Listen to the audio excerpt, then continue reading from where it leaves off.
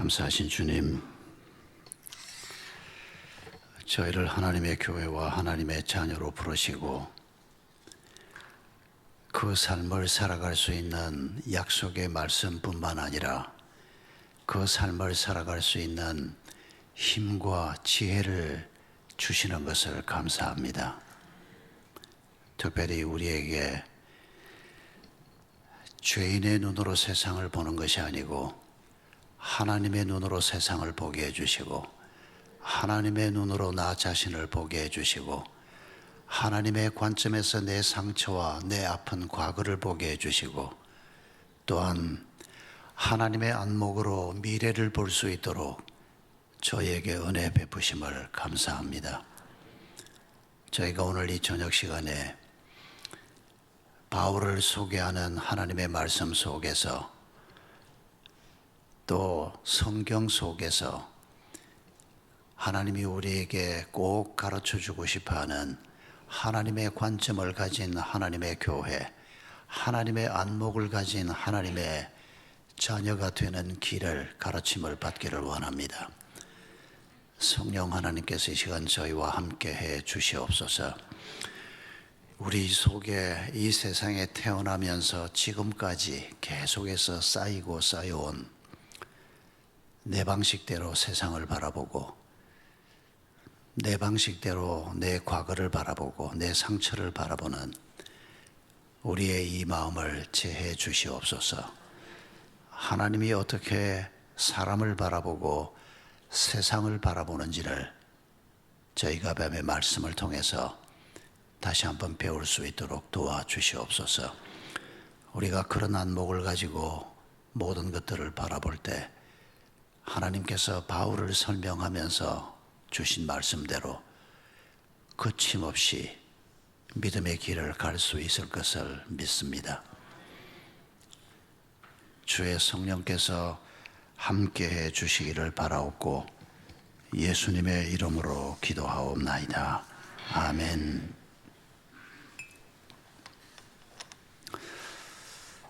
여러분 지하철역에서 이런 안내방송 들으신 기억 다 하실 겁니다. 역사열에 서 있으면 열차가 들어옵니다. 그러면 뭐라고 아나운스먼트가 나옵니까? 승객 여러분, 열차가 들어오고 있습니다. 여러분의 안전을 위해서 노란색 안전선 바깥으로 서주시기 바랍니다. 이런 멘트 들어보셨죠? 근데 여러분 요새 이거 바뀐 거 아십니까? 뭐라고 바뀌었는고 하니까 열차가 들어오고 서 있는 사람들에게 이렇게 말합니다. 승객 여러분, 열차가 들어오고 있습니다.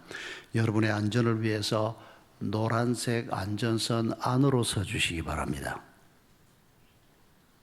어디가 바뀌었는지 찾았습니까? 전에는 바깥으로 서달라 그랬습니다. 근데 요새는 안으로 서달라고 멘트를 합니다. 제가 이거 신문 보고 알았습니다. 아마 한 2년쯤 전일 겁니다. 제가 신문 기사를 읽던 중에 이 기사가 난 걸 보고 사실 깜짝 놀랐습니다. 아니 뭐 바깥으로 서달라 그러나 안으로 서달라 그러나 그게 무슨 차이라고 제 양반이 설교 시작하면서 저 얘기를 하나 들어보십시오. 제 말이 맞나 안 맞나. 여러분 노란선 안전선 바깥으로 서주십시오라고 하는 건 누구의 관점에서 하는 얘기입니까? 열차의 관점에서 하는 얘기입니다. 기관사가 또 공항공사가 철도공사가 열차를 타고 들어오는 사람의 입장에서, 그러니까 공항공사의 입장입니다. 공항이 아니고 지하철공사죠. 지금 저기에 노란 선이 꺼져 있습니다. 그런데 그 노란 선 바깥으로 서달라고 멘트를 한 겁니다. 그런데 그 노란 선에 서 있는 내 입장에서 보면 노란 선 바깥으로 서 주십시오. 이거 어디로 가라는 얘기입니까? 선로 쪽으로 더 가까이 가라는 얘기입니다. 내가 지금 안에 서 있는데 날 보고 바깥으로 가라 그러니까 이게 죽으라는 소리입니다, 사실은.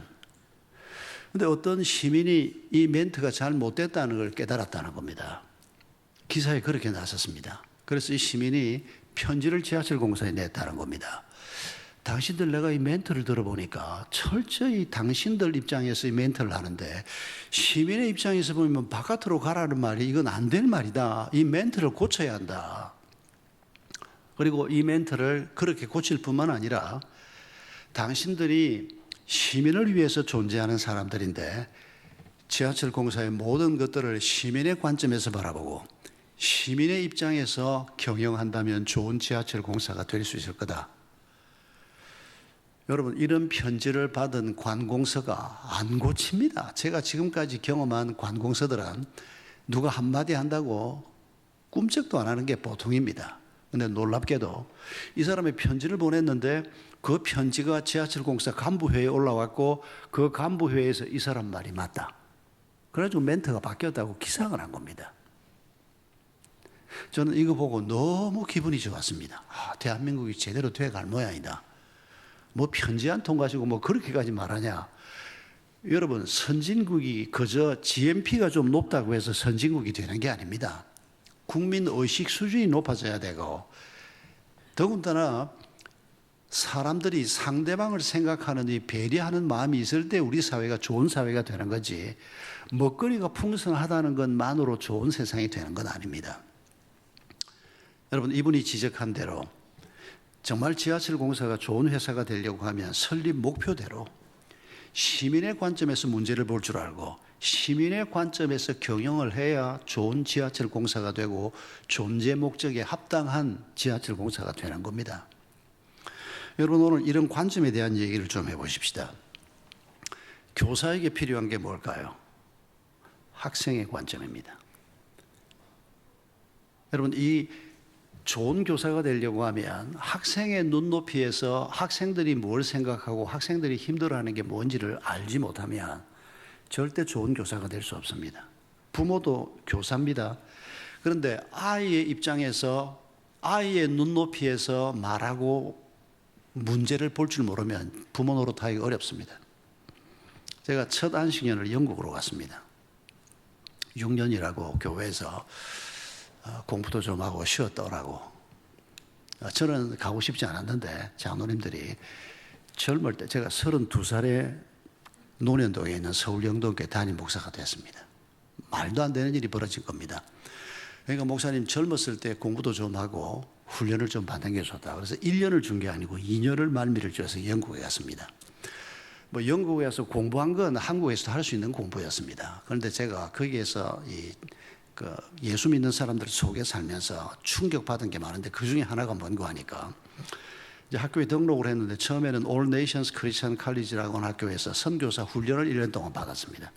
그리고 이제 다음 1년은 런던 바이블 칼리지라고 하는 학교에서 성경 해석학 석사학위 공부를 했는데 학교에 등록을 하니까 지역 교회 배정을 해 주었습니다. 영국인들이 다니고 있는 전형적인 전부 백인들만 있고 유색인 좋은 우리 부부밖에 없는 그런 교회를 나가게 됐습니다.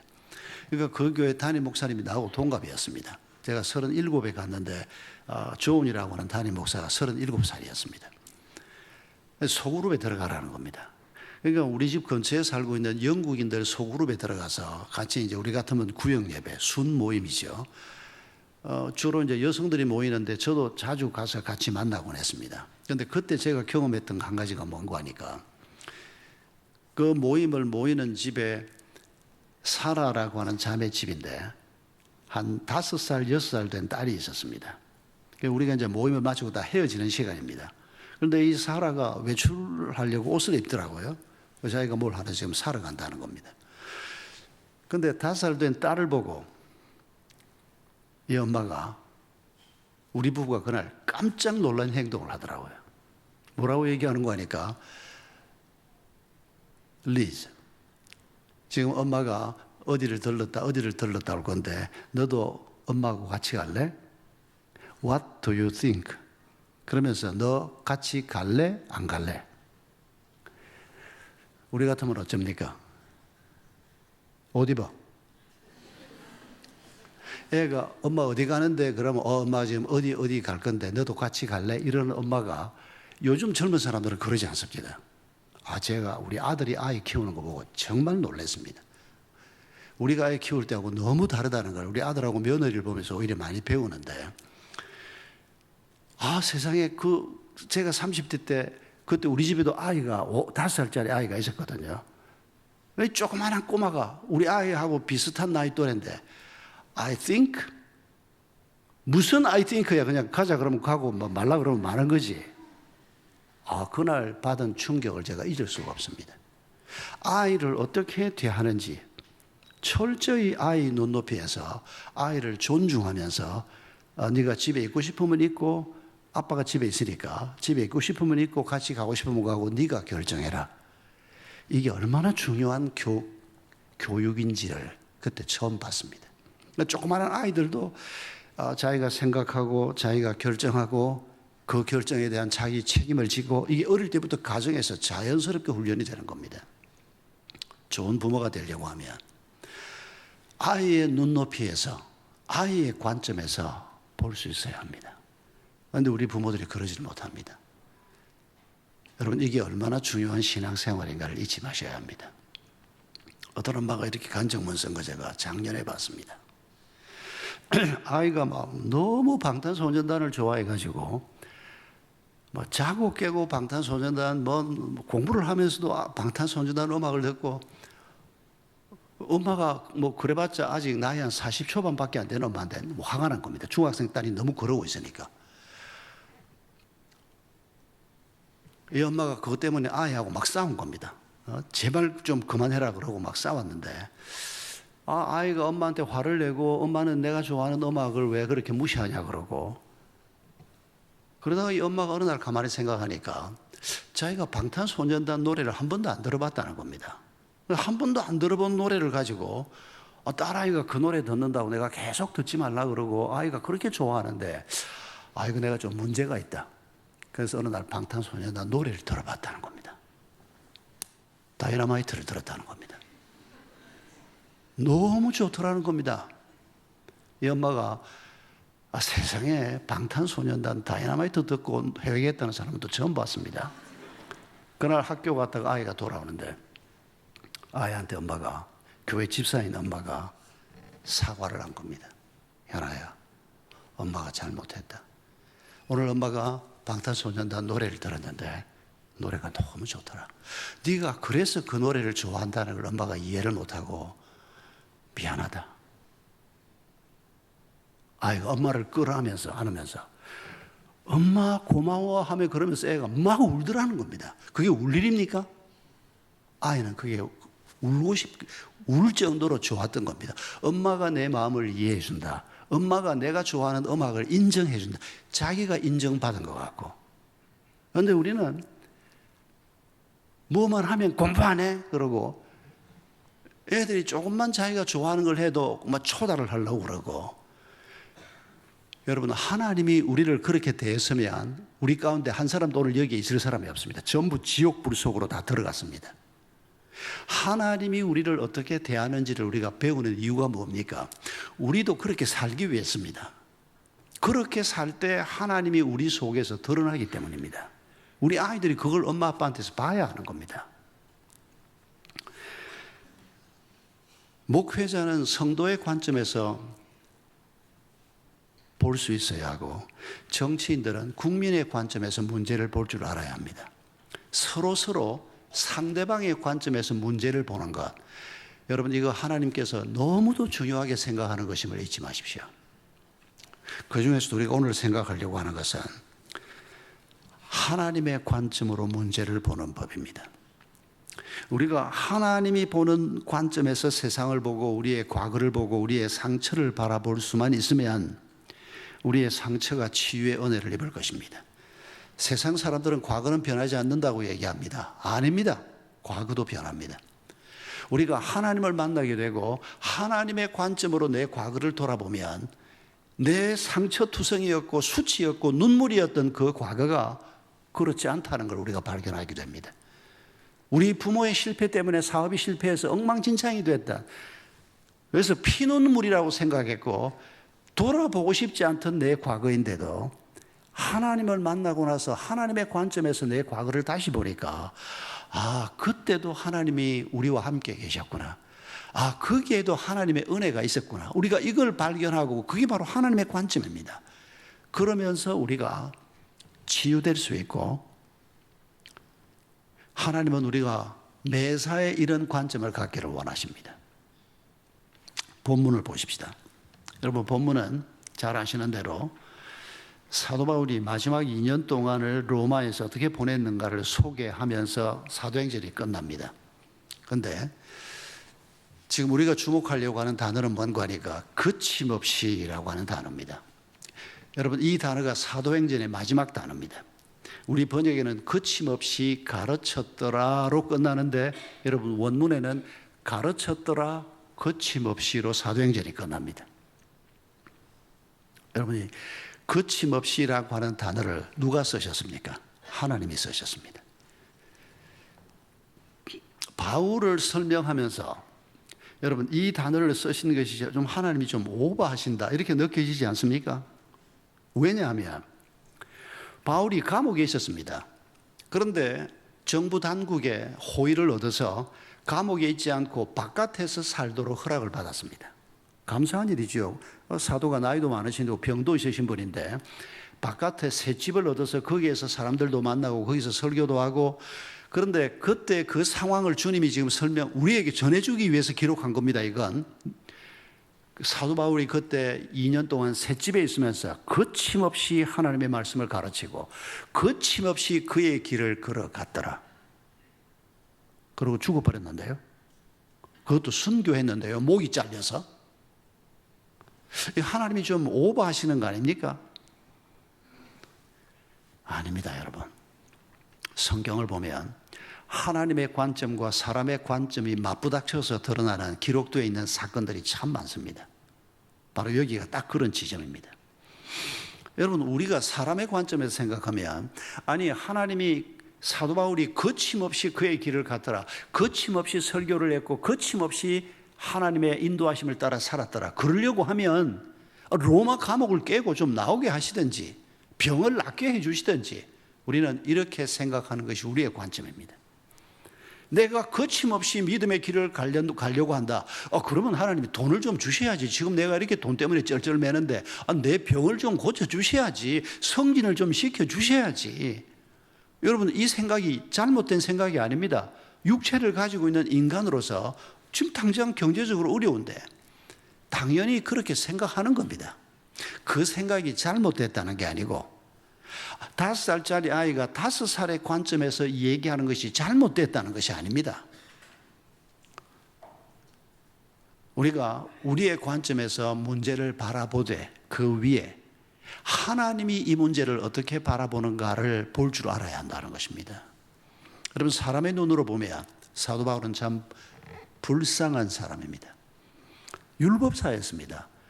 예루살렘 최고의 율법사였던 가말리엘 문화에서 훈련받은, 오늘로 말하면 하버드 대학 출신이라 이렇게 말할 수 있는 최고의 학부를 나온 사람입니다. 집안도 태어날 때부터 로마 시민권을 가지고 있었던, 이 아버지가 돈을 많이 번 사람이라고 짐작이 됩니다. 유대인인데 유대인이 시민권을 갖는 건 돈을 많이 벌어서 로마에 뭔가 공을 세웠기 때문입니다. 그러니까 유대인으로서 태어날 때부터라는 말은 아버지가 벌써 돈을 많이 벌어서 시민권을 가지고 있었고, 그런 집안에 태어난 이 사람은 바로 시민권을 받은 겁니다. 그리고 이 아버지가 그저 돈 많이 벌고 로마 시민권까지 가지고 있던 그런 잘난 사람이 아니고 아들을 예루살렘으로 유학을 보냈습니다. 유학 보내고 싶은 데가 많지 않습니까? 로마로 보내도 되고 에베소로 보내도 되고 큰 도시들이 있고 큰 대학들이 있고 출세할 만한 그런 사람으로 키워줄 만한 곳이 많이 있습니다. 그런데 이 아버지가 아들을 예루살렘으로 유학을 보냅니다. 여러분, 예루살렘은 우리가 예루살렘 거룩한 성이라고 얘기하지 2000년 전 당시에 예루살렘은 형편없는 변방이었습니다. 인구 한 2, 3만 정도 살고, 2, 3만이 작은 도시라는 뜻은 아닙니다. 그때로서는 꽤 큰 도시인데 2, 3만 정도 살고 있는 로마의 관리들이 예루살렘 총독이다 그러면 아이고 참 갈 데가 없어 나를 그런 데로 보내냐, 그런 곳입니다. 황량한 곳이고 세금 많이 걷는 곳이 아니고 사람이 그렇게 많지는 않기 때문에. 그러나 바울의 아버지는 누군지는 우리가 모르지만은 예루살렘이 얼마나 중요한 도시인가를 알고 있었던 사람입니다. 여러분, 바울이 이런 배경을 가지고 태어난 사람입니다. 그리고 철저히 율법사였습니다.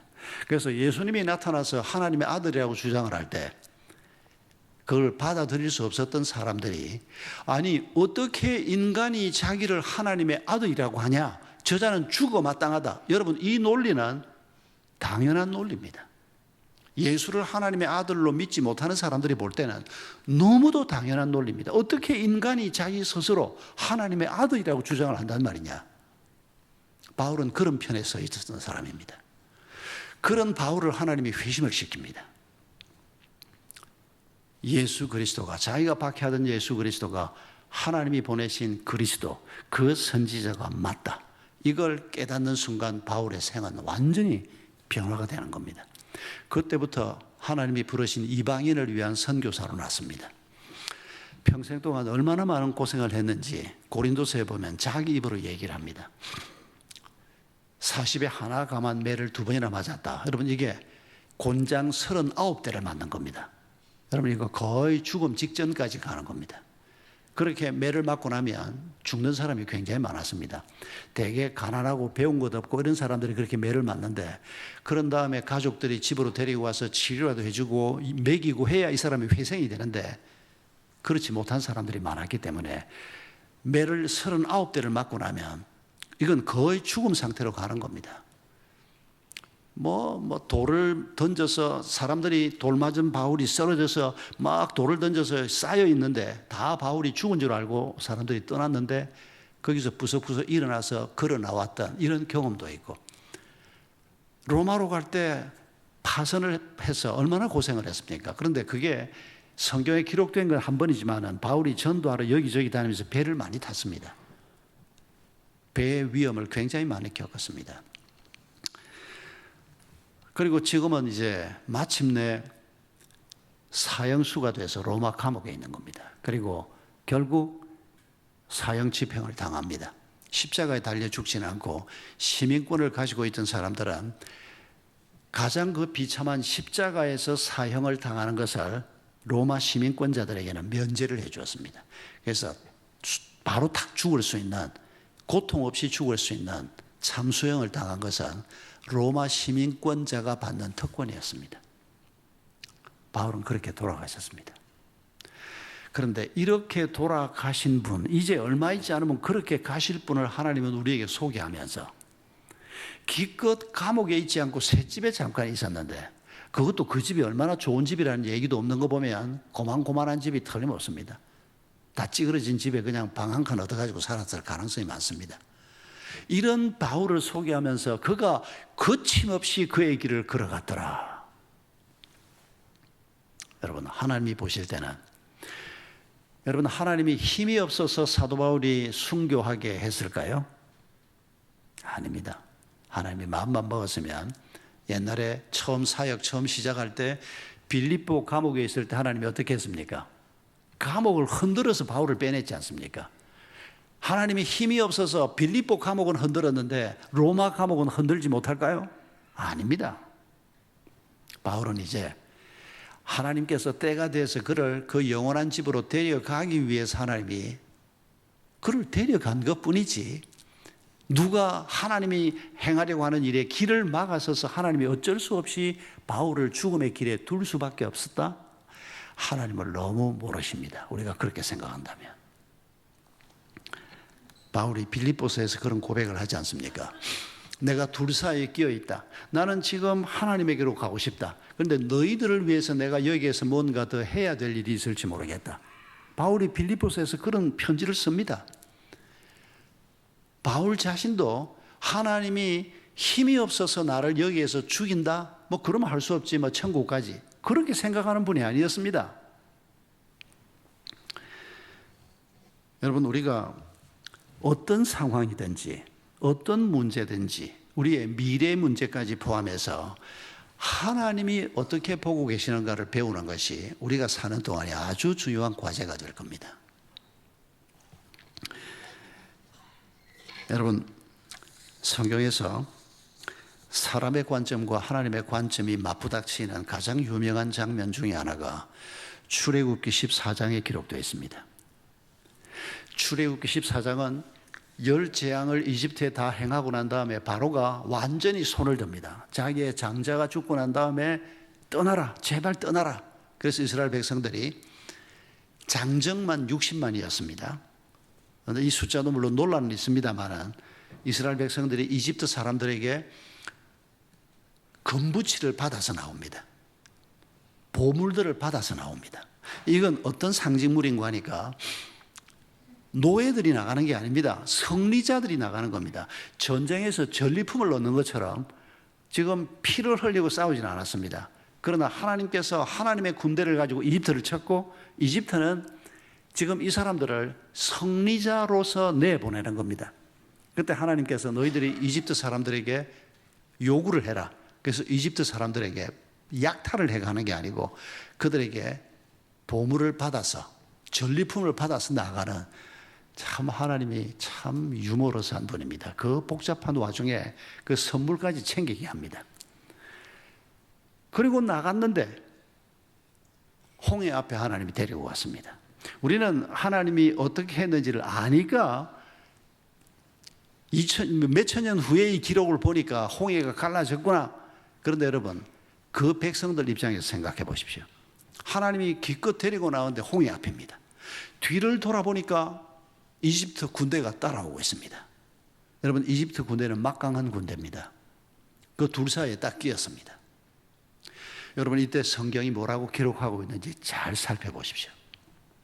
사람의 관점에서 그 문제를 보고 있던 사람들이 뭐라고 말합니까? 우리를 죽일 곳이 없어서 하나님이 여기에 데리고 나와서 죽이냐 이렇게 말합니다. 우리가 생각해도 참 기가 찬 말이죠. 아무리 믿음이 없어도 그렇지 하나님이 이집트에서 어떤 일을 했는지 자기들이 다 봤지 않습니까? 그걸 다 경험을 해놓고도 또 믿음 없는 소리를 합니다. 그런데 가만히 생각해 보면 우리가 딱 그러고 있습니다. 어릴 때 은혜 받고 수양에 가서 밤새워서 기도하고 선교사도 했다 그러고 까맣게 잊어먹습니다. 그러고는 별거 아닌 거 가지고 죄 짓고 그러다가 결국 어떤 사람들은 하나님 없다 그러고 세상으로 나가기도 하고. 여러분 구약 성경에 기록된 그 사람들 얘기가 참 믿음 없는 사람 같다고 생각이 되지만 사실은 오늘 우리가 반복하고 있는 어리석음이라는 걸 잊지 마십시다. 이런 사람은 항상 있게 마련이고 우리도 언제든지 그런 사람이 될 수 있습니다. 조금만 우리가 삐끗하면 그런 사람이 될 수 있습니다. 우리가 조금만 분노를 제대로 참지 못하면 우리가 죄에 조금만 더 노출이 되면 우리가 어떤 목사님이 이렇게 말하는 거 들었습니다. 우리가 3주간만 성경 안 읽고 찬송 안 부르고 예배 안 드리면 불신자하고 똑같아진다. 제가 30대 때 제가 존경했던 목사님이 설교 시간에 그 얘기를 했는데 제가 저 목사님이 너무 심하다. 석 달이면 모르지. 저는 석 달도 아니라고 생각했습니다. 한 1년이면 모를까. 어떻게 3주간 말씀 안 읽고 찬송 안 부르고 예배 안 드리고 하나님하고의 관계가 완전히 끊어진 상태에서 3주간만 지나면 불신자 같아진다. 제가 동의하지 않았습니다. 저는 적어도 한 1년은 가야 된다고 생각했습니다.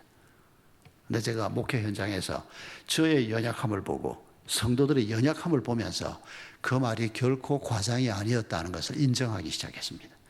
매주 예배를 드리면서도 죄를 짓는데요. 3주가 아니라 주일날 은혜로운 예배를 드리고 나가서도 죄 짓는데요. 하나님 없는 자처럼. 여러분 이 출애굽기 14장에서 인간의 관점으로만 그 문제를 보던 사람은 이렇게 얘기했지만은 그때 하나님의 관점에서 문제를 보았던 한 사람 얘기를 성경은 정확하게 기록하고 있습니다. 대표자가 모세입니다. 모세가 뭐라고 얘기합니까? 너희는 가만히 있어서 하나님께서 어떻게 하시나 지켜보자. 여러분 모세도 하나님이 홍해를 가르칠 것은 몰랐습니다. 그걸 알았으면 하나님이 홍해를 가르칠 것이다 이렇게 말했지 않겠습니까? 근데 모세도 몰랐습니다. 길은 보이지 않습니다. 그러나 하나님이 분명히 길을 내실 것은 모세가 믿고 있습니다. 왜요? 지난날 하나님이 어떻게 했는지를 알지 않습니까? 그 막강한 바로왕 앞에서 하나님이 화살 하나 날리지 않고 하나님이 칼 한 번 쓰지 않고 그 바로를 굴복시키는 것을 모세가 봤지 않습니까? 하나님이 길을 내실 것이다. 뭔지는 모르지만 하나님의 방법으로 길을 내실 것이다. 이 믿음을 모세가 가지고 있는 겁니다. 그리고 지금 우리를 치기 위해서 따라오는 애굽 군대가 있는데 저 군대를 우리가 더 보지 않게 될 것이다. 왜냐하면 저것들이 살 수 있는데 지금 가만히 있으면 그냥 사는 건데 지금 기어이 하나님의 백성들을 죽이겠다고 달려오니까 하나님이 어떻게 할 겁니까? 자기 백성을 살려서 지금 가나안까지 가야 되지 않습니까? 저것들 죽을 수밖에 없다. 불구덩이에 뛰어드는 자들이다. 모세가 그렇게 보고 있고 그 말은 사실로 나타나지 않습니까? 여러분, 어떤 어려운 상황이 벌어질 때 우리도 모르게 하나님이 왜 나한테 이런 일이 생깁니까? 이렇게 인간적인 관점에서 말하게 됩니다. 그런데 평소에 우리가 말씀을 많이 했고 훈련을 잘 받으면 하나님의 관점에서 그 문제를 볼 수 있고 하나님의 관점에서 말할 줄 알게 되고 하나님의 관점에서 길이 보이지 않지만은 그 길이 곧 나타날 것이다 라고 하는 기대를 가지고 우리가 그 상황을 맞닥뜨릴 때 두려움이 물러가는 것을 경험하게 될 것입니다. 그리고 곧 이어서 그 길이 우리 눈앞에 나타나는 것을 보게 될 것입니다. 그게 성도들이 걸어왔던 길입니다. 하나님이 미리 말씀해 주지 않습니다. 대부분의 경우는. 그러나 하나님이 역사하실 것이라고 하는 것에 대해서는 너희가 믿음을 가지라라고 계속 얘기하십니다. 여러분, 이게 신앙의 훈련입니다. 그러니까 설교 들으면서 신앙의 훈련을 받는 게 아니고 교회 와서 예배 드리면서 신앙의 훈련을 받는 게 아니고 이건 신앙 훈련의 동기를 부여받는 겁니다. 우리가 말씀의 은혜 받고 찬송을 함께 부르고 동역자들과 함께 예배를 드리고 그리고 훈련은 어디 가서 받는 거 하니까 홍해 앞에서 받는 겁니다.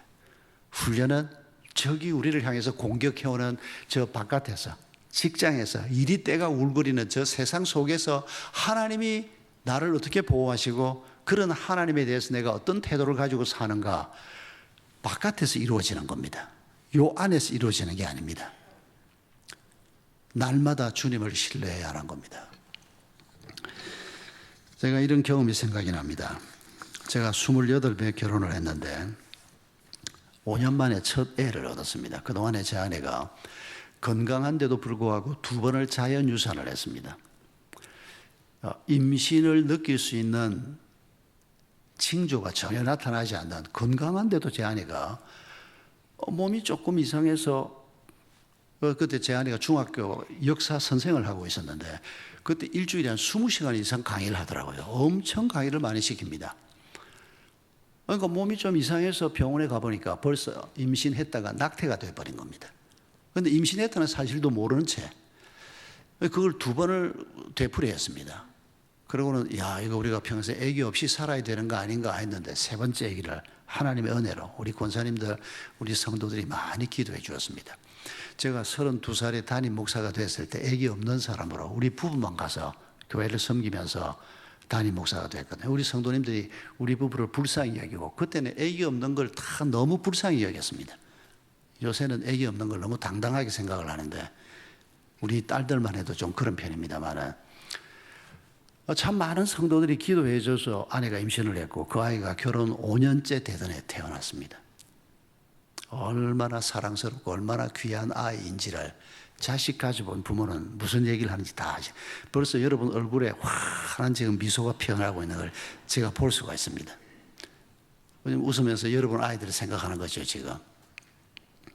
제가 그 아이를 새벽기도 가려고 일어나면 아이가 옆에 안방 옆에 요람에 누워있지 않습니까?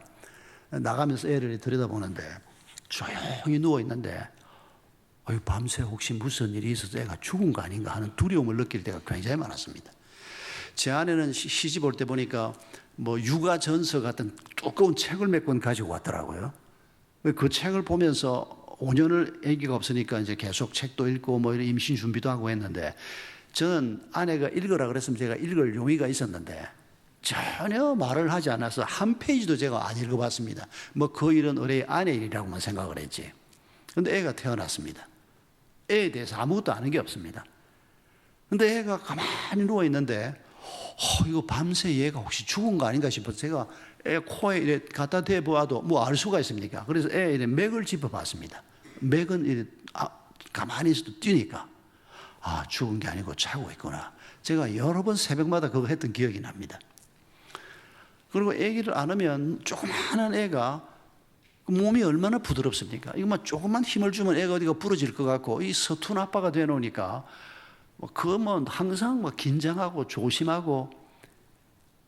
그러다가 어느 월요일 날 제가 집에 있는데 애가 몸이 안 좋았습니다. 그래서 애를 이제 집사람하고 같이 병원에 간 겁니다. 제가 집에 쉬는 날이니까. 지금도 잊혀지지가 않습니다. 논현동 강남구청 사거리에 있는 여영구 소아과. 제가 한 번 딱 가본 소아과인데 지금도 그게 기억이 납니다. 제 딸이 1983년생이니까 지금 딱 40년 전인데, 그 이제 앉아서 기다리고 있다가 들어갔는데 나이가 한 50이 채 안 돼 보이는, 제가 30몇 살 때니까 50쯤 되면 굉장히 연세가 드신 분 아닙니까? 원장님이, 여자 원장님이 앉아 계시더라고요. 내가 이제 우리 셋이 앉았습니다. 집사람 아기를 안고 내가 옆에 앉고 앉았는데, 원장님이 우리 부부를 이래 애하고 같이 이래 빤히 이래 쳐다보더니 나를 보고 뭐라고 얘기하는 거니까, 애기 아빠, 애기 안 죽습니다, 이러는 겁니다. 내가 어떤 표정을 짓고 있었는지 여러분 상상이 되십니까? 이 초보 아빠가 되어놓으니까 애가 막 자꾸 잔병 치레를 하니까 그 얘기를 제가 아내로부터 자꾸 듣지 않습니까? 그러다가 지금 몸이 영 안 좋아서 병원에 이제 와야 된다. 그래서 병원에 데리고 와서 막 온갖 걱정이 되는 겁니다, 그냥. 그때 그 선생님이 해주었던 말을 제가 지금도 기억하고 있습니다. 여러분 다 너무 잘 아는 얘기겠지만 그 원장님이 저한테 이렇게 얘기했습니다. 애기 아빠, 애기가 이 세상에서 가장 안전한 엄마 뱃속에 있다가 이 세상에 태어나면, 이 세상은 세균도 많고, 근데 아이는 저항력이 없고, 그래서 아이가 태어나서부터 자꾸 앓는다는 겁니다. 앓았다가 회복되고 앓았다가 회복되고 초등학교 입학할 무렵까지 잔병 치레를 많이 한다는 겁니다. 근데 그거 걱정할 거 없다는 겁니다. 그 잔병 치레하면서 애 면역력이 높아지고 애가 세상에서 살 준비가 돼가는 건강한 몸으로 자라가는 거다. 그 중요한 얘기를 제가 몰랐습니다, 그때. 가르쳐 주는 사람이 없어가지고. 얼마나 그 말이 제 귀에 복음으로 들렸는지 모릅니다. 아, 애기들은 원래 이러는구나. 둘째 때부터는 제가 밤에 자다가 걔 코에 손대보고 안 했습니다. 이제 벌써 경험이 좀 생겨서니까요. 여러분, 경험 많은 의사의 입장에서 또 경험 많은 부모의 입장에서 보면 애가 잔병 치레를 좀 하는 거 문제 없습니다. 소란 떨 것도 없습니다. 애가 이렇게 다 잘하는 겁니다. 그런데 경험 없는 초보 아빠 입장에서는 조그마한 문제가 생겨도 가슴이 덜컹하고 이러다가 애가 죽는 거 아닌가 싶고 그냥. 여러분, 어느 쪽 길을 가시겠습니까? 여러분, 애를 키우는 일만이 아니고 우리가 세상을 살면서 우리가 하나님의 관점으로 모든 문제를 볼 수만 있다면 거침없이 우리의 길을 갈 수 있다는 겁니다. 홍해가 가로막히는 거 문제 없다는 겁니다. 그런데 사람의 관점에서 보면 아이쿠 죽었구나. 여러분, 그때 아이쿠 죽었구나 할 때 얼마나 간이 떨어지고 얼마나 놀랍니까?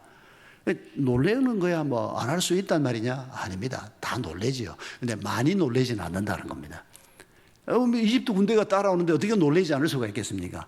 그러나 아이고 이제 다 죽었구나 이렇게까지 놀래지는 않는다는 겁니다. 하나님이 무슨 대책이 있지 않겠냐? 하나님이 가나안까지 데리고 간다 그랬는데 우리가 그 약속의 말씀을 믿는다면 여기에서 죽을 일이 아니다는 걸 알지 않습니까?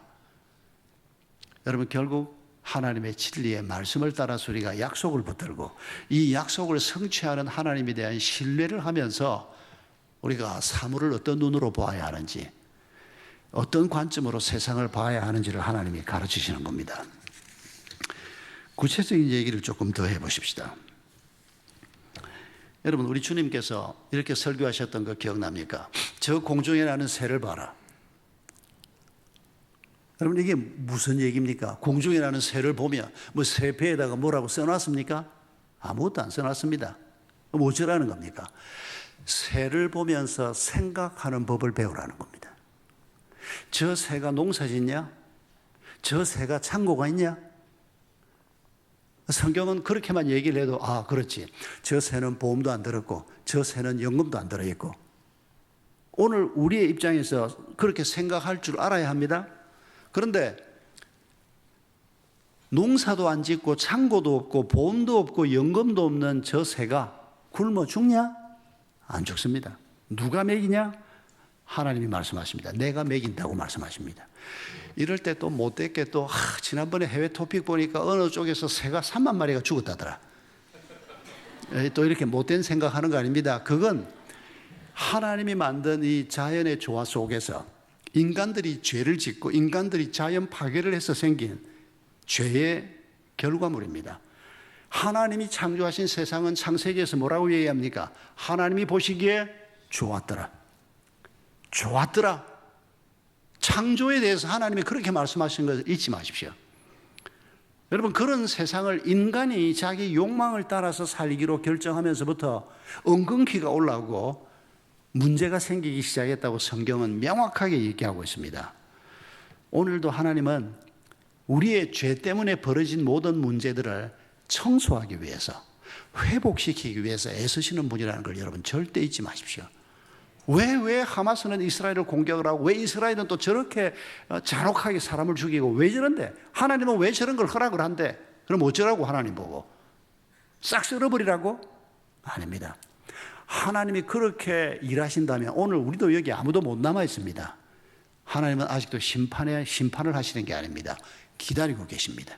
사람들이 회복되기를 기다리시고 이 엉망진창이 된 세상 속에서 하나님의 사람들이 그 속에 들어가서 피스메이커가 되고 하나님의 사람들이 그 속에 들어가서 하나님의 사랑을 전하고 하나님이 얼마나 아름다운 분이신가를 전하기를 기다리고 그런 우리의 섬김을 통해서 사람들이 하나님을 알게 되기를 원하시는 겁니다.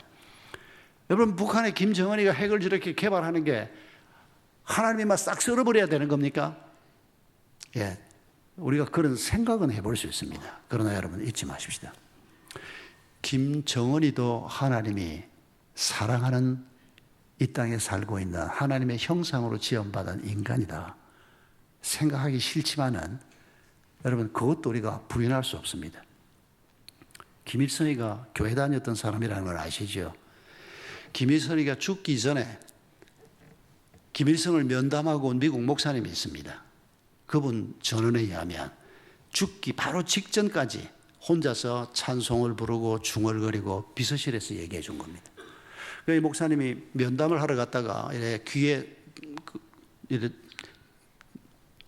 그 금수산 기념궁전 김일성 집무실이 지금 미라가 돼서 누워있는 그 방입니다. 저도 그 미라를 가서 보고 왔는데 귀를 대고 들어보니까 찬송을 부르고 있더라는 겁니다.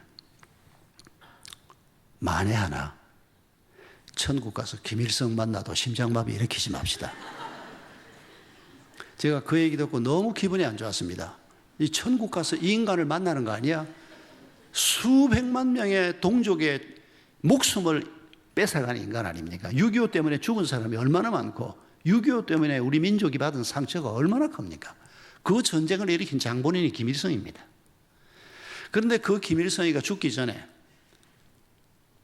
찬송을 부르고 전 듣고 싶지 않았습니다. 그 말을. 너무 기분 나빴습니다. 그 얘기 듣고. 이 인간을 천국 가서 만난다면 이놈은 천국을 가야 되나 이런 생각까지 제가 했었습니다. 그런데 다시 생각해 보니까 혹시 하나님이 그 인간을 천국으로 데려갔다 하더라도 그건 하나님의 사랑이 너무 큰 거지. 여러분, 우리가 그런 관점에서 문제를 볼 수 있어야 한다는 것을 썩 내키지 않지만은 제가 억지로라도 그렇게 생각하고 있는 것조차도 여러분과 나누고 싶어서 이 말씀을 드리는 겁니다. 여러분, 공중에 나는 새를 보면서 내 마음대로 생각하라는 게 아닙니다. 생각하는 법도 하나님이 가르쳐 줍니다. 공중에 나는 새를 보면서 야, 너는 출근 안 해도 좋고 너는 시가집도 없겠고 뭐 너는 여기 가고 싶으면 마음대로 왔다 갔다 하고 참 좋겠다. 그렇게 생각하라는 게 아닙니다. 하나님, 창조주 하나님이 저 새를 돌보시는 분이다. 나는 그분의 아들이요, 나는 그분의 딸이다. 저 새를 돌보시는 하나님이 나를 돌보지 않겠는가? 이걸 생각하라는 겁니다. 여러분 생각하는 법을 말씀을 읽으면서 우리가 배워야 하는 겁니다. 저 더럽힌 꽃을 봐라. 저 꽃이 입은 것이 이 세상에서 가장 부자였고 여러분 솔로몬만큼 부자였던 사람이 또 누가 있겠습니까? 현대인들을 포함해서 솔로몬이 입은 것보다 더 근사하게 저 꽃이 입고 있지 않느냐? 누가 저 꽃을 저렇게 입혔냐? 내가 입혔다. 하나님이 하시는 말씀입니다. 그런데 내 아들이요 내 딸이 너희를 내가 먹이고 입히지 않겠느냐? 걱정하지 말고 너희는 하나님의 나라와 의를 위해서 살아라. 하나님의 뜻을 위해서 살아라. 너희 먹고 사는 문제는 내가 책임지마. 여러분 이게 하나님이 우리에게 주신 약속의 말씀입니다. 평생 살았는데 제대로 주지 않더만 필요할 때는 안 주고 그냥 목숨이나 깔랑깔랑 거 붙도록 주시고 그것도 하나님의 은혜라는 걸 잊지 마십시오. 제가 교회하면서는 막 그런 기도를 안 했는데 학교하면서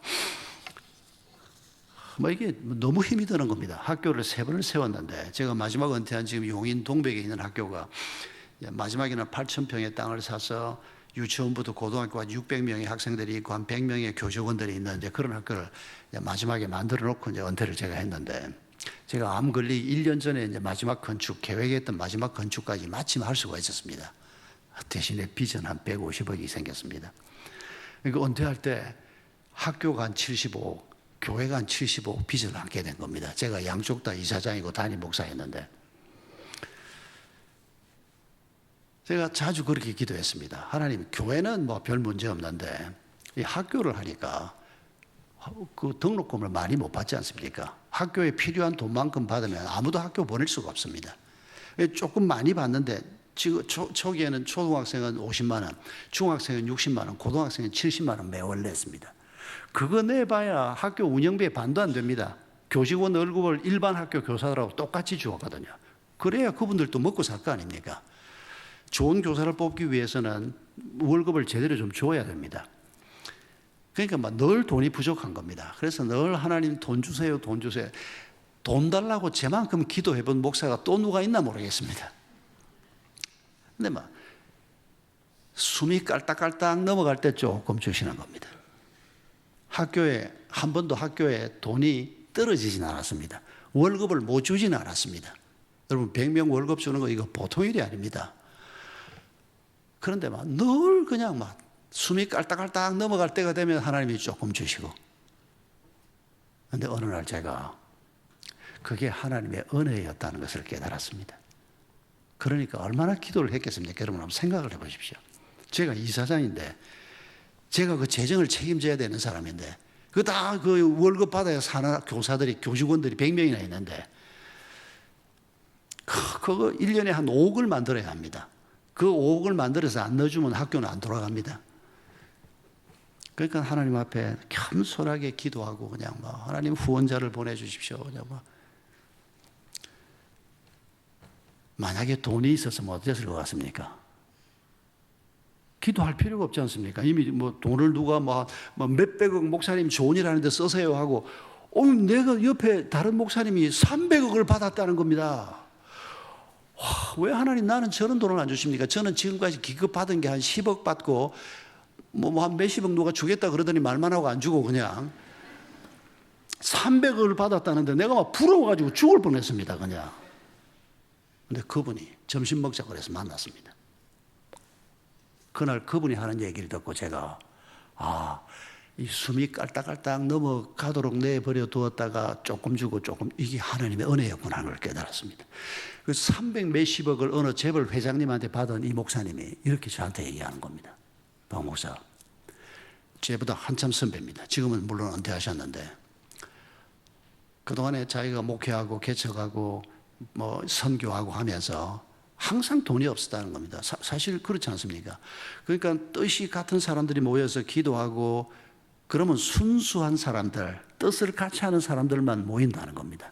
같이 기도하다 보면 하나님이 물질을 주시고 선교 현장에 공급도 하고 너무너무 재미있게 사역을 했는데 어느 날 갑자기 어느 장로님이 목사님 나는 돈 번다고 정신이 없었는데 내가 생각하니까 이렇게 살다 가면 안 되겠다. 그래서 자기가 300 몇십억을 목사님한테 맡기면 목사님이 기도한 대로 쓰시라고. 그 돈을 받았는데 사람들이 목사님 여기에 써봅시다 저기에 써봅시다 하고 모이는데 이 사람들이 누군지를 모르겠다는 겁니다. 자기 인생에서 그 장로님이 평생을 돈을 모아서 이 엄청난 돈을, 이 귀한 돈을 맡겼는데 이걸 잘 써야 하는데 어떻게 해야 될지를 모르겠다는 겁니다. 그 말씀을 하시는데 제가 나는 300억 안 줬다고 하나님 앞에 약간 삐칠 뻔했는데 이게 그게 아니구나. 제가 그때 이후로 불평을 멈추었습니다. 딱 하나님이 맞추어서 나를 주셨습니다. 딱 필요한 만큼만 공급을 했습니다. 여러분 성경을 보니까 하나님이 자족하는 법을 배우라고 말씀합니다. 주신 만큼을 가지고 기쁘게 사는 것을 자족한다고 말합니다. 그런데 욕심을 품으면 항상 부족하다고 느낍니다. 나는 이만큼이 필요한데 하나님은 요만큼을 주니까 왜 하나님 더 안 주십니까? 하나님이 자기 아들 예수의 생명까지도 우리를 위해 허락한 분인데 하나님이 아까워서 안 주신다? 절대 그런 분 아닙니다. 많이 주는 것이 좋은 일이 아니기 때문에 안 주신다고 믿는 것이 옳습니다. 그래서 생각하는 법을 배우는 겁니다. 여러분 대부분이 결혼하셨지 않습니까? 또 앞으로 결혼하겠죠. 미혼인 분들도. 배우자를 볼 때 어떤 눈으로 보라고 성경이 얘기합니까? 밥 해주는 사람? 돈 벌어오는 사람? 여러분 배우자를 볼 때 성경이 그 사람이 내게 어떤 사람이냐고 성경이 가르치지 않고 창세기 2장 18절을 보면 내가 저 사람에게 어떤 사람이냐를 성경이 먼저 말씀하고 있습니다. 기억나십니까? 하나님이 아담 하와 결혼시키면서 너희가 서로 어떤 사람이 되라고? 돕는 배필이 되라. 창세기 2장 18절에 나옵니다. 내가 내 배우자를 볼 때 내가 이 사람을 돕는 사람이다. 이런 마음으로 사람을 보라는 겁니다. 그런데 우리가 이런 마음 가지고 안 봅니다. 믿음이 좀 있어도 돕는 배필이 되고 싶은 마음이 없고 돕는 배필의 반대말이 뭡니까? 바라는 배필입니다. 그래서 우리가 신앙생활을 좀 하면서도 끊임없이 생각하는 게 뭔가 하니까 이 인간이 조금만 이렇게 해주면 우리 집이 편안할 건데 여기에서 벗어나는 분이 계시면 용서하십시오. 당신은 아주 귀한 분입니다. 이미 훌륭한 분이십니다. 그런데 죄인인 우리는 끊임없이 나 중심으로 생각하는 겁니다. 목사로 살고 수십 년 교회를 다니면서 말씀을 읽었는데도 여러분 가장 가까이 있는 내 배우자를 오늘도 어떻게 보고 있는지 우리가 알지 않습니까? 내가 이 사람을 돕는 자로 이 사람 옆에 있다. 그게 하나님이 우리에게 주신 관점입니다. 우리의 결혼을 바라보는 관점입니다. 그런데 우리는 거꾸로 당신만 좀 잘해봐. 부부싸움을 맨날 그래서 하지 않습니까? 이런 가정에 하나님의 평화가 있을 수가 없습니다. 이 훈련부터 우리가 늘 해야 합니다. 어떻게 내가 이 사람을 도우면 좋을까? 아니 당신 이렇게밖에 안 됐어? 그 사람은 당신한테 할 말이 없을 것 같습니까? 여러분 상대가 연약하고 상대가 부족한 점을 우리가 발견을 할 때 그래서 하나님이 이 사람 옆에 나를 있게 했구나. 내가 이 사람을 그래서 도와야 하는구나. 그게 하나님이 우리 부부 관계를 보는 관점입니다. 여러분 이거 연습하셔야 합니다. 날마다 생각하셔야 합니다. 좋은 설교 많이 듣는다. 그러지도 않아도 됩니다. 가장 중요한 내 인생의 문제를 놓고 나는 이 사람을 도와야 한다. 그게 하나님의 생각이라는 겁니다. 그러면 예수 안 믿는 내 남편하고 사는 혼자서 지금 교회 출석하는 나는 그러면 어떡하지? 저 인간은 죽을 때까지도 나를 도울 생각을 안 할 건데 나는 이 사람을 돕는다. 나만 손해보고 살라고? 여러분 그게 손해보고 사는 거라고 생각하십니까? 내가 하나님이 나를 대해준 것처럼 내가 내 배우자를 돕는 자로 대하는 것이 손해보는 짓이라고 생각하십니까? 당신이 잘못 생각하는 겁니다. 여러분 우리는 결혼 생활을 해도 그 인간 때문에 결혼 생활을 하는 게 아닙니다. 그 사람이 좋아서 결혼했건 어쨌건 간에 여러분 우리는 하나님 때문에 이 결혼 생활을 하는 겁니다. 하나님 때문에 하나님의 관점에서 이 사람을 내가 바라보기 시작했고 하나님의 관점에서 우리가 어떻게 살아야 할 것인가를 생각하고 그래서 상대방이 어떻게 반응하느냐 하는 것은 그건 별개의 문제고 내가 하나님의 말씀을 따라서 관점을 갖게 되고 그 관점에 따라서 말을 하고 그 관점에 따라서 행동을 하고 이게 하나님이 축복하는 일을 내가 하는데 손해를 본다고요? 그건 당신이 결혼 관계를 잘못 보고 있는 겁니다. 내가 이렇게 하면 저 사람이 뭐라고 반응을 해줘야 나도 얻는 게 있을 거 아니냐. 하나님이 우리에게 주실 것입니다. 하나님이 우리에게 무한한 것을 주실 겁니다. 그 인간이 안 주어도 섭섭해할 것 없고 그 사람이 불신자여도 하나님이 내게 돕는 배필이 되라고 하는 말씀대로 우리가 길을 걸어가면 우리 가정에 하나님의 평화와 축복이 임할 것입니다. 자녀를 어떤 눈으로 보라고 얘기합니까? 여러분 성경에 시편 128편 3절을 보면 이런 말씀이 나오죠.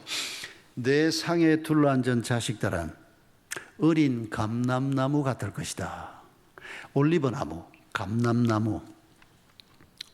여러분 2000년 전 혹은 고대 이스라엘 사람들에게 이 올리브나무는 올리브 열매 따서 팔고 올리브 잎 따서 팔고 여러분 우리가 어릴 때 들었던 얘기인데 제주도에 그때 감귤나무 하나 있으면 아이 하나 서울로 대학 보낸다 그랬습니다.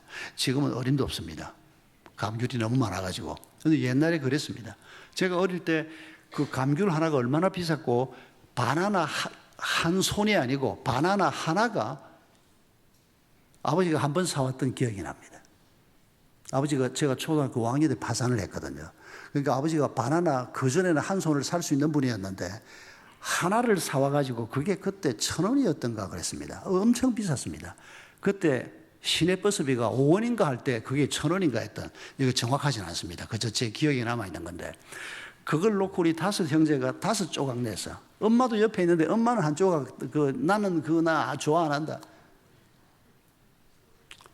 엄마는 진짜 안 좋아하는 줄 알았습니다. 그때 참 바보 같지요 애들이. 그걸 한 조각씩 먹었던 기억이 지금도 납니다. 여러분 유대인들에게 올리브나무는 그런 겁니다. 우리 집에 올리브나무가 3그루가 있다. 왜 3그루냐고요? 제가 애가 셋이거든요. 내 상에 둘러앉은 자식들이 감람나무 같다고 주님이 말씀하니까 감람나무가 3그루가 있다. 돈이 된다는 얘기입니다. 삶이 보장된다는 얘기입니다. 자식을 이런 눈으로 하나님이 보고 계시다는 겁니다. 우리를 하나님이 이런 눈으로 보시는 겁니다. 천하보다 귀한 자가 니다. 이 세상 어떤 것과도 내가 너와 바꾸지 않는다. 하나님이 우리를 바라보시면서 스바냐서에서 기뻐하시면서 우리를 바라보시는, 이게 부모가 자녀를 바라보는 눈하고 똑같은, 그리고 우리의 자녀에 대해서도 내 상에 둘러앉은 자식들이 어린 감람나무 같다. 그런데 우리는 우리의 자녀를 어떻게 보고 있습니까?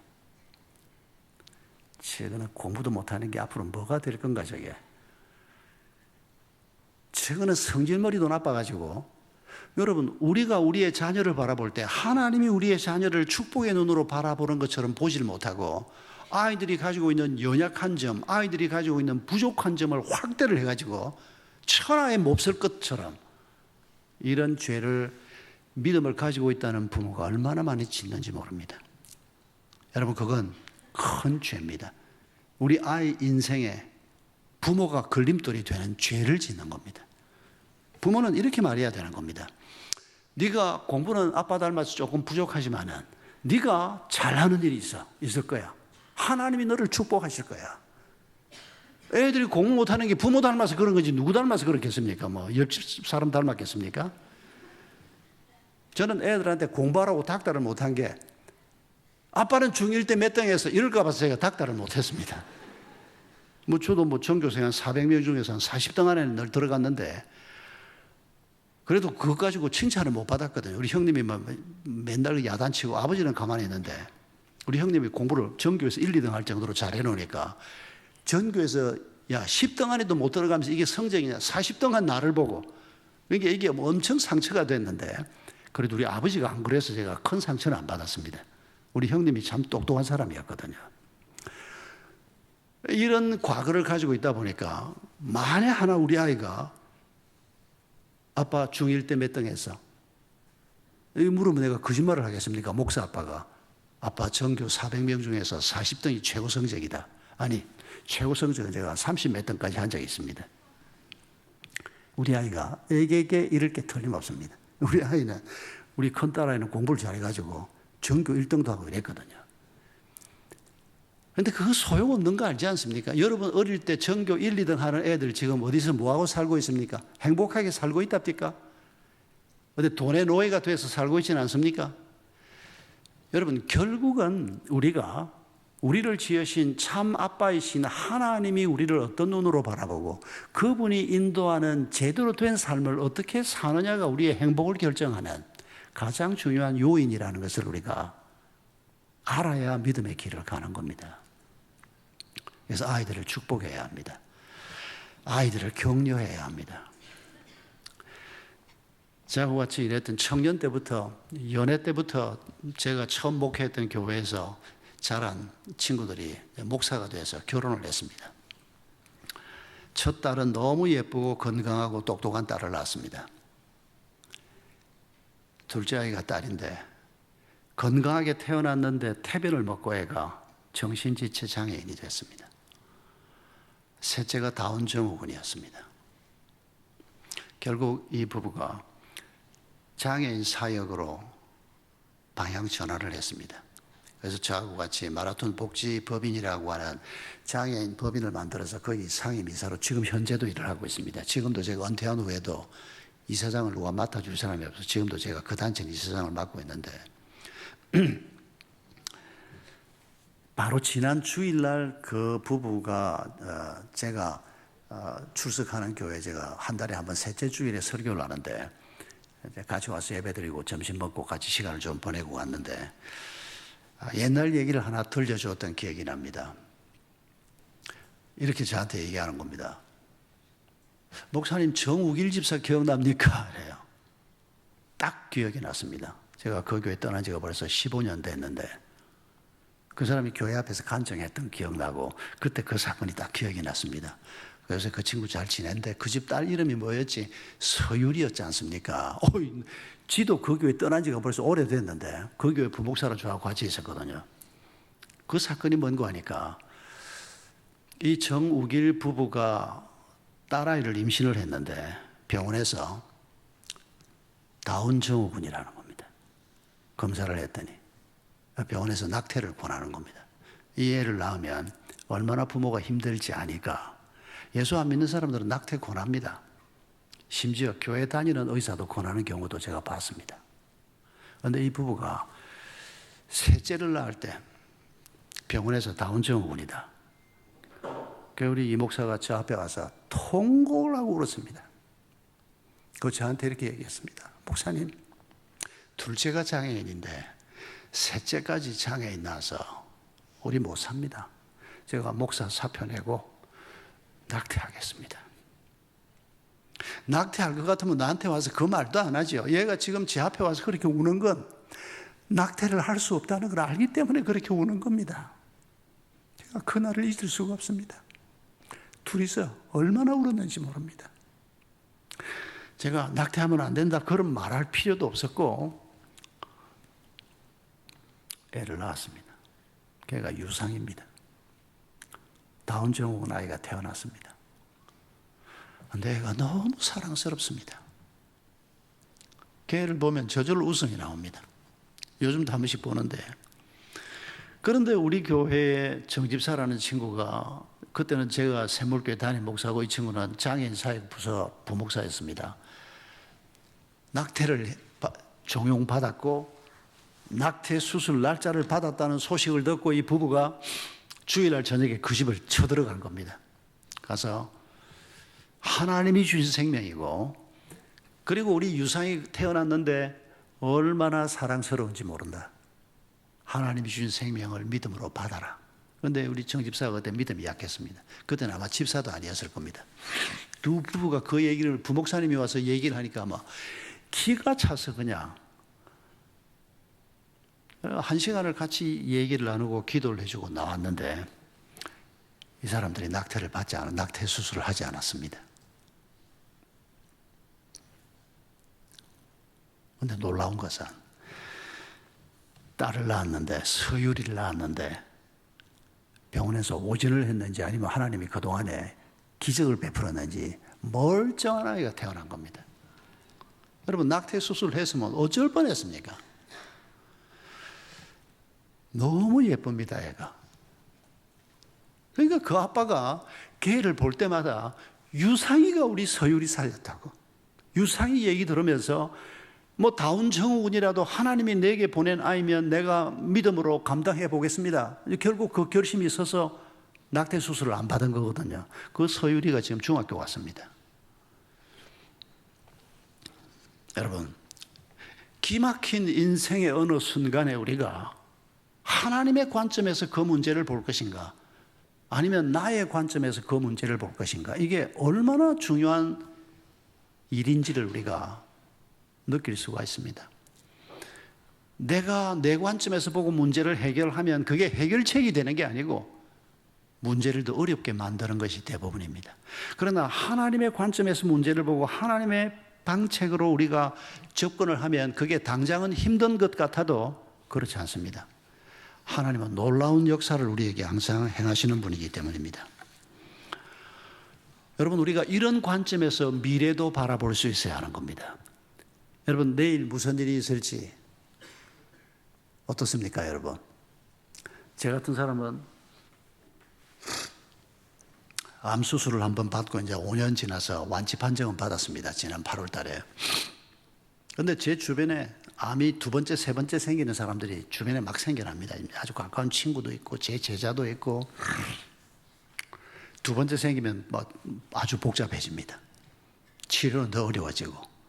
그러니까 한번 암 환자였던 사람들은 지금 건강해도 언제 암입니다 소리를 들을지 재발 확률이 굉장히 높습니다. 그렇지 않은 분들보다. 여러분, 이런 문제는 어떤 관점에서 보면 좋을까요? 뭐 당해봐야 알겠지만은, 뭐 지금 내가 아내가 뭐 음식 조심시키고 뭐 저도 인스턴트 안 먹고 운동하고 하긴 하는데, 우리 아버지가 암으로 돌아가셨거든요. 우리 형제 5 중에서 다행히 우리 네 형제는 암에 안 걸리고 목사인 저만 암에 걸렸습니다. 기도를 작게 해서 그럴까요? 그거하고 상관없습니다. 여러분, 우리에게 무슨 일이 생길지 모릅니다.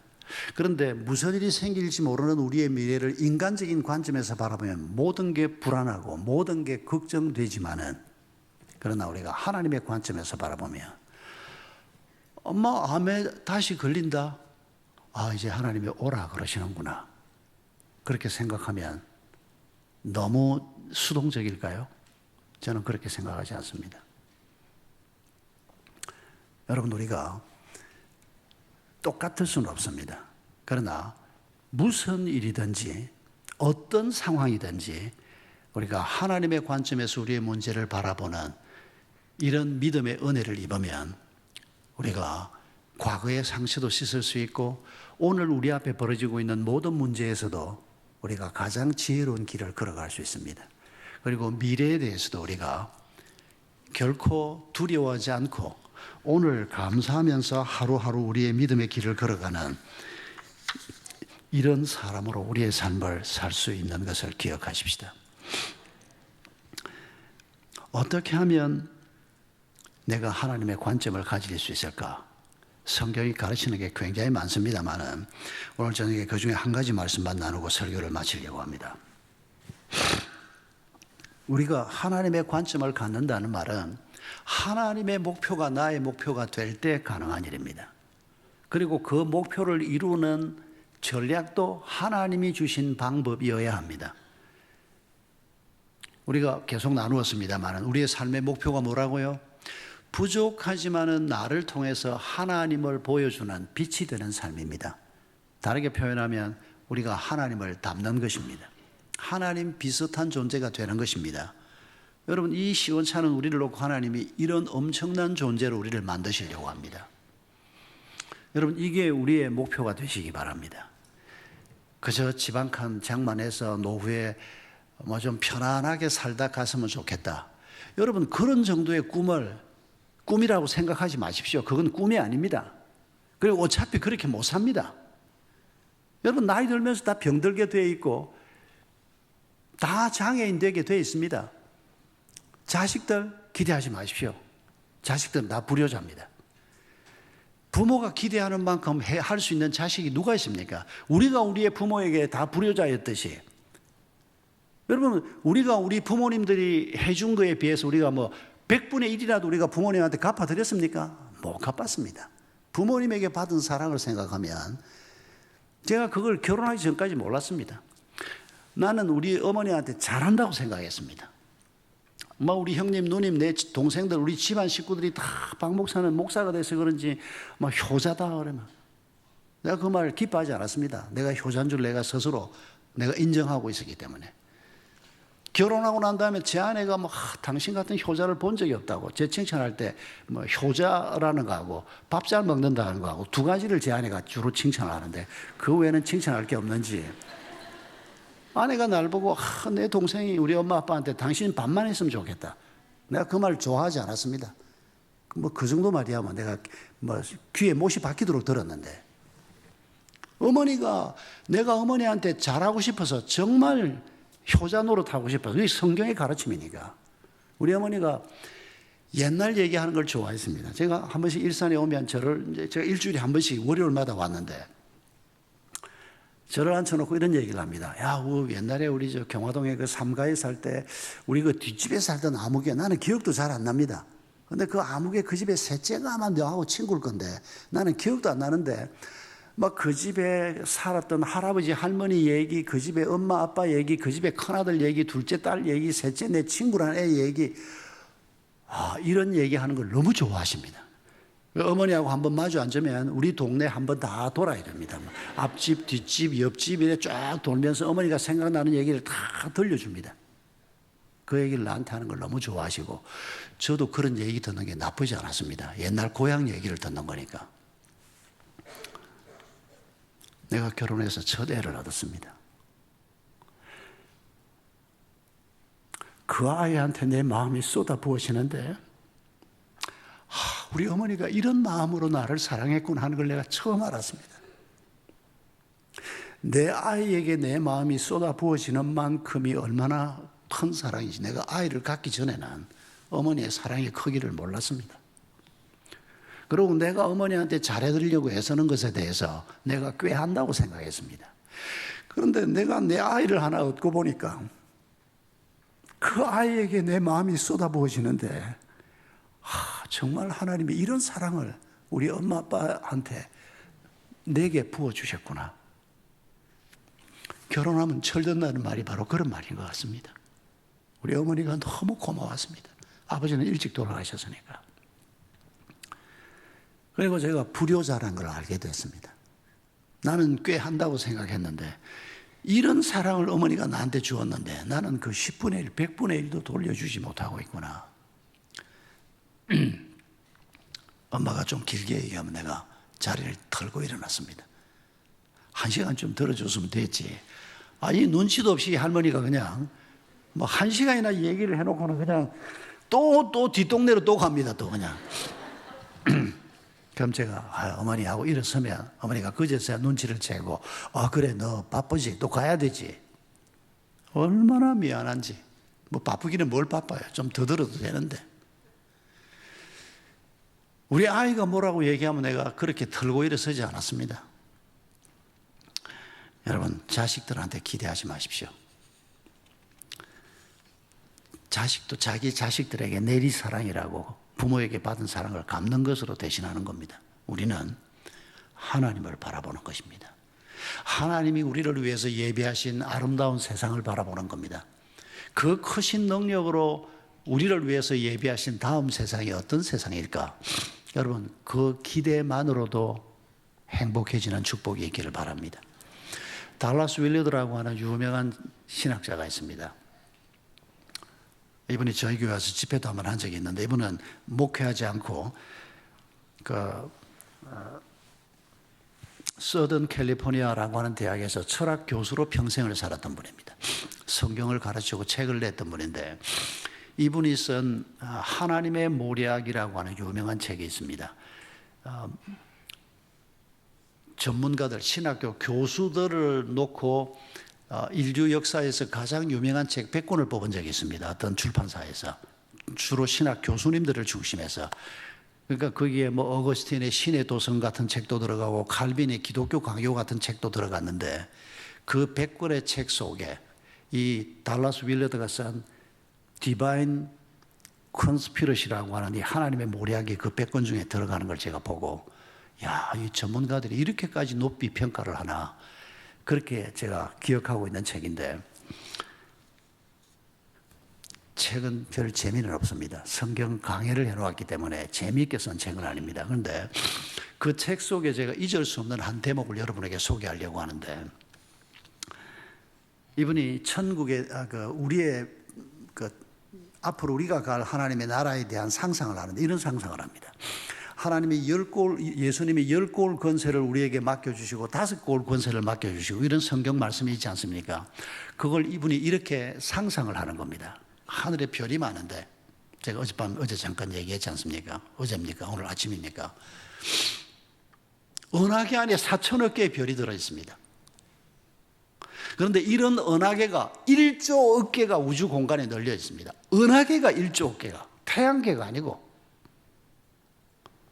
우주의 끝은 현재까지 발견한 우주의 끝이 빛의 속도로 930억 년을 달려가야 우주의 끝이라고 하는데 그놈에 또 뭐가 있을 겁니다. 이런 광대한 세상을 하나님이 만들어 놓으셨습니다. 그런데 달라스 윌러드가 이렇게 얘기하는 겁니다. 하나님이 우리에게 5골 권세를 맡기겠다, 10골 권세를 맡기겠다고 하는 게 혹시 너에게 태양계 5개를 맡겨주겠다, 너에게 은하계 2개를 맡겨주겠다 이런 얘기가 아닐까? 제가 그분이 그 상상을 하는 걸 책에서 읽으면서 제가 우주에 대한 관심을 갖기 시작한 겁니다. 충분히 일리가 있는 상상입니다. 여러분 꼭 믿으라는 얘기를 하는 게 아니고 제가 그 말을 믿는다는 얘기를 하는 것도 아닙니다. 상상하는 것만으로도 기분이 얼마나 좋아집니까? 여러분 별이 이렇게 많은데 은하계가 1조 개가 있다니까요. 그 은하계 하나 안에 별이 4천억 개가 있는데 작은 은하계는 한 1,000억 개 있고 평균 2천억 개만 계산을 해도 2천억 개 곱하기 1조 개를 하면 도대체 별이 우주에 몇 개가 있다는 얘기입니까? 어마어마한 우주입니다. 어마어마한 하나님이십니다. 그러니까 하나님이 우리에게 너 태양부터 시작해서 수금, 지화, 수금, 지화, 목토, 천해명 이런 거 네가 하나 맡아서 관리해라. 왜 이게 불가능하겠습니까 이게? 여러분 제가 얘기하고자 하는 것은 우리가 갈 영원한 하나님의 나라 천국은 이미 여기에 와 있습니다. 하나님이 우리의 주인 노릇하시고 여기에 와 있습니다. 근데 우리가 갈 그 영원한 나라가 마틴 루터가 이 말을 했다고 알려져 있는데 3번 놀란다고 얘기합니다.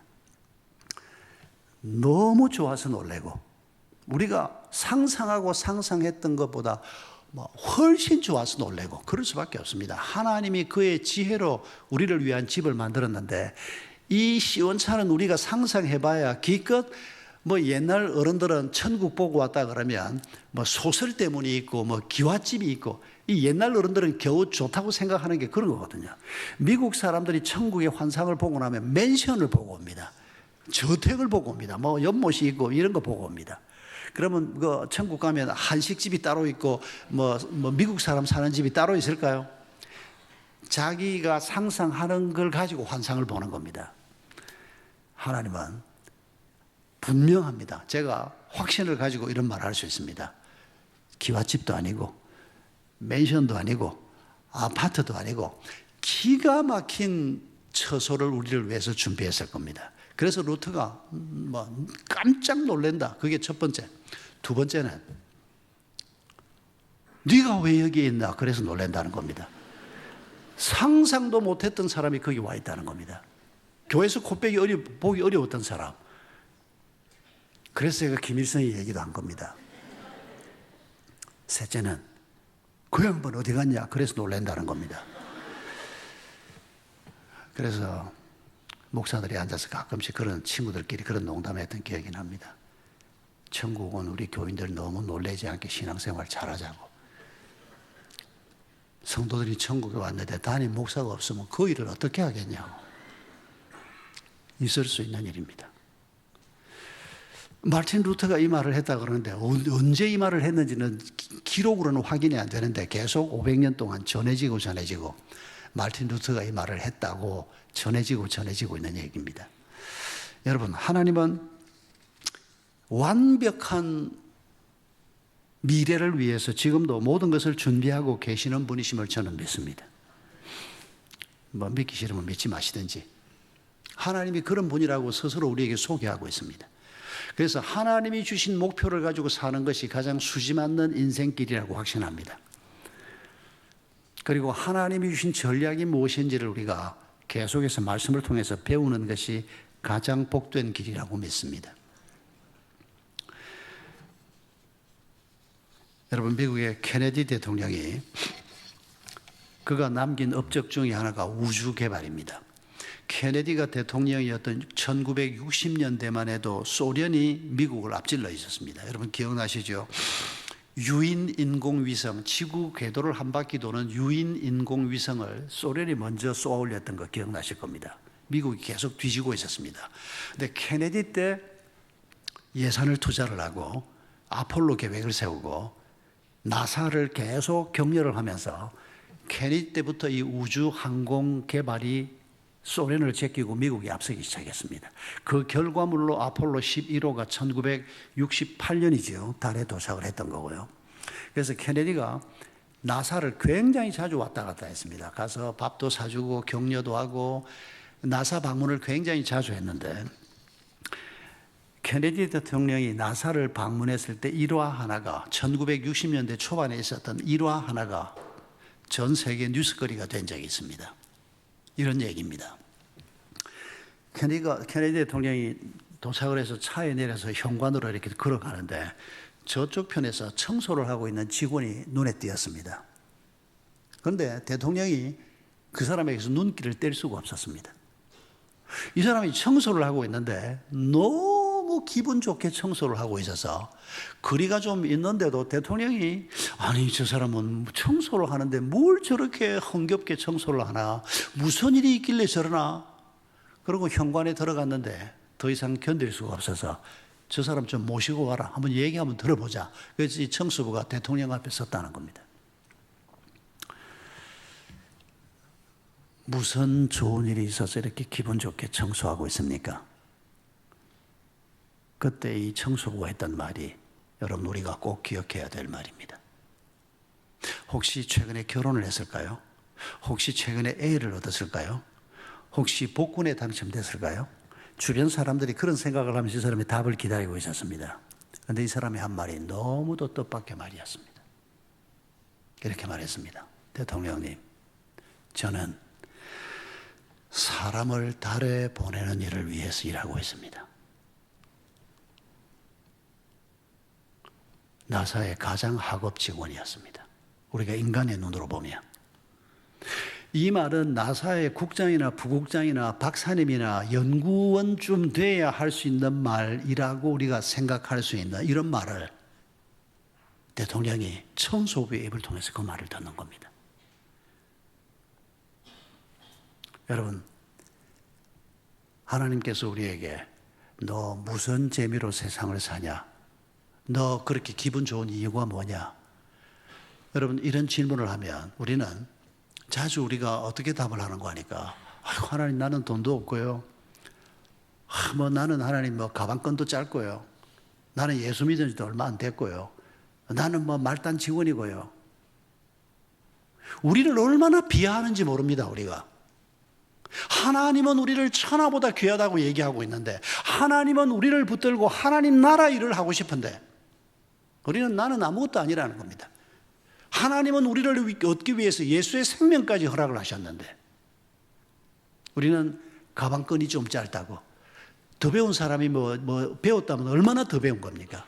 다 어리석은 인간에 불과한데 여러분 우리도 하나님 저는 이 세상에 존재하는 이유가 사람들을 하나님 나라 안으로 보내기 위해서 제가 일하고 있습니다. 내가 하는 일이 청소부 일이건 내가 말단 직원이건 내가 박사학위를 가지고 있는 사람이건 누구이건 간에 우리가 이 세상에 존재하는 이유가 하나님의 나라 백성들이 되도록 내 주변 사람들을 초대하고 그들이 하나님을 만나게 되고 하나님의 관점으로 인생을 바라볼 수 있게 되고 하나님이 준비한 미래를 바라보면서 이 땅에서 신나게 거침없이 믿음의 길을 걸어갈 수 있는, 여러분, 이런 일을 우리가 지금 맡고 있는 것입니다. 하나님이 우리를 그리스도인으로 부른 이유가 여기에 있다는 것을 잊지 마십시다. 우리가 갖지 못한 것 때문에 낙심하는 것은 불신앙입니다. 내가 갖지 못했지만은 하나님이 그 부족한 부분을 채우실 것입니다. 80이 된 모세를 하나님이 부르셔서 그가 120세가 될 때까지 건강을 주신 분이 누굽니까? 모세가 건강 관리를 잘했습니까? 모세가 아침마다 조깅을 했습니까? 아닙니다. 하나님이 모세의 건강을 책임졌던 겁니다. 그래서 120의 그를 불러갈 때도 그의 눈이 흐려지지 않았다고 얘기합니다. 하나님이 주신 건강을 얘기하는 겁니다. 바울처럼 그렇게 위대하게 주를 섬겼던 분도 병을 안고 있었습니다. 우리의 육신의 연약함을 핑계대면 안 됩니다. 우리의 가방끈을 핑계대면 안 됩니다. 내 상처를 핑계대면 안 됩니다. 하나님이 우리의 상처를 치유하시는 분이시기 때문입니다. 여러분, 이런 하나님의 관점에서 우리의 문제를 바라보고 하나님이 우리를 어디로 인도해 가시는가를 바라보면서 세상에 있는 것을 더 이상 구하지 말고 하나님께 우리의 삶을 맡겨보십시다. 그러면 하나님의 목표가 나의 목표가 되고 자연스럽게 하나님의 관점으로 모든 것을 볼 수 있는 안목도 생기는 것입니다. 이런 길로 초대를 받으신 것을 진심으로 축하합니다.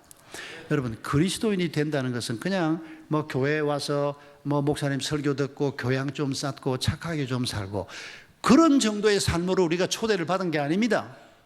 하나님 비슷한 존재가 되고 하나님이 맡겨주신 길을 걸어가고 하나님의 눈으로 세상을 바라보고 하나님의 가슴으로 사람들을 품에 안는 사람이 되고, 여러분, 이런 길로 우리가 초대를 받은 것입니다. 하나님, 나는 부족해서 안 됩니다. 여러분, 그 소리 하면 안 됩니다. 그래서 어떤 분이 믿음을 뭐라고 얘기합니까? 왕이 주는 선물을 받기 위해서 손을 내미는 거지의 더러운 손이 믿음이라고 얘기합니다. 하나님이 이런 엄청난 선물을 우리에게 주시려고 하는데, 아유, 하나님, 나는 그거 감히 못 받겠습니다. 받지 마라 그러면. 죽음의 길을 걸어가겠다는 겁니까? 왕이신 그분이 우리에게 선물을 주는데 그 선물을 받기 위해서 손을 뻗었는데 내 손은 더럽기 짝이 없습니다. 왕도 알고 나도 압니다. 그러나 그럼에도 불구하고 손을 뻗어서 그분이 주는 선물을 받는 것, 그게 믿음이요. 그 믿음을 가진 자들이 하나님의 얼마나 위대한 목표를 우리에게 주시는지를 바라보고 그 목표를 나의 목표로 가슴에 담는 것이 또한 믿음입니다. 그리고 그 목표를 이루기 위해서 돈이 필요합니다. 이런 세상적인 방식이 아니고 성령이 우리를 이끌어 가시고 성령이 우리를 어떻게 그 길을 걸어가게 하시는지를 기대하는 마음을 가지고 한 걸음 한 걸음 걸어가는, 여러분, 그게 바로 우리가 초대받은 믿음의 길입니다. 이 길을 함께 서로 격려하면서, 혼자 가기 힘들기 때문에 하나님이 이렇게 우리를 불러 모아놓은 겁니다. 가정으로 불러 모으고 순으로 불러 모으고, 아휴, 막 귀찮아, 거기에 가면 귀찮아, 그런 못된 소리 하는 거 아닙니다. 선물을 하나님이 주시기 위해서 우리를 불러 모아놓았는데, 어떤 분이 얘들아, 내가 선물을 주려고 하는데 네가 바빠서 선물을 받지를 않는다. 받아도 그걸 집 위에다가 높은 데 올려놓고 뜯어보지를 않는구나. 어떤 분이 그렇게 묘사한 적이 있는데 딱 우리의 모습입니다. 하나님이 선물을 주려고 하는데, 아휴, 거기 가면 그 꼴배기 싫은 인간이 하나 있어가지고 나는 거기 안 갈래. 순모임에 참석하는 게 얼마나 큰 축복인지 모르고. 왜 축복인가 하니까 설교만 축복이 아니고 한 사람이 얘기를 하는 걸 들어보면, 여러분, 그 사람 속에도 내가 믿는 하나님이 있구나라고 하는 걸 발견하는 것이 우리에게 얼마나 큰 축복이 되는지를 경험해 보면 알 수가 있습니다. 그리고 그 사람이 얼마나 귀한 분인가를 내가 그분 속에 있는 하나님을 발견할 때 느낄 수가 있습니다. 내 옆 사람이 그냥 소중한 사람이 되는 게 아닙니다. 우리 속에 있는 하나님을 나눌 때 그게 우리에게 실제로 다가오는 것입니다. 그렇지 않으면 그냥 머릿속에만 있습니다. 공동체고 뭐 우리가 서로 그냥 하나님의 가족이고, 뭐 가족은 무슨 가족 그냥. 마음 열고 대화도 한번 안 하는데 그 대화를 우리가 순회해서 하는 겁니다. 그 대화를 같이 하면서 아, 정말 이 사람 속에서도 하나님이 이런 놀라운 일을 행하시는구나. 그걸 발견할 때 부흥에 한번 참석하는 것보다 더 큰 힘이 나는 것을 저는 믿습니다. 그래서 저는 목회하면서 소그룹을 굉장히 중요하게 생각을 하고 교회 등록하면 제가 12주를 직접 합니다. 그리고 그 12주 내용 중에 우리 교회는 주일 낮예배 참석하고 소그룹에 반드시 참석을 해라. 그리고 훈련 하나 받아라. 3가지 정도를 하려고 하거든. 이 교회 등록하고 아니면 등록하지 마시오. 그냥 막 출석이나 하고 왔다 갔다 하고 처음부터 그렇게 가르치기 시작했습니다. 훈련 안 받으면 우리의 삶이 결국 흔들리기 때문입니다. 여러분, 하나님은 우리를 위해서 교회 공동체를 만드셨고 우리를 위해서 가정 공동체를 만드셨고 또 교회가 이렇게 많이 모이니까 서로 얘기할 틈도 없고 그러니까 순을 만드는 겁니다. 그 속에서 다수하고 할 수 없는 대화를 그 속에서 하게 하고 그 속에서 서로 격려하고 내가 전 교회 아플 때 다 달려갈 수 없지 않습니까?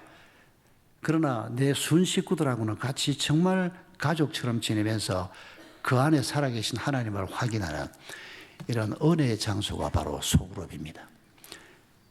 어느 것 하나도 소중하지 않은 것이 없다는 것을 늘 기억하시면서 하나님과 함께 남은 길을 잘 걸어가시기를 주의 이름으로 축복합니다.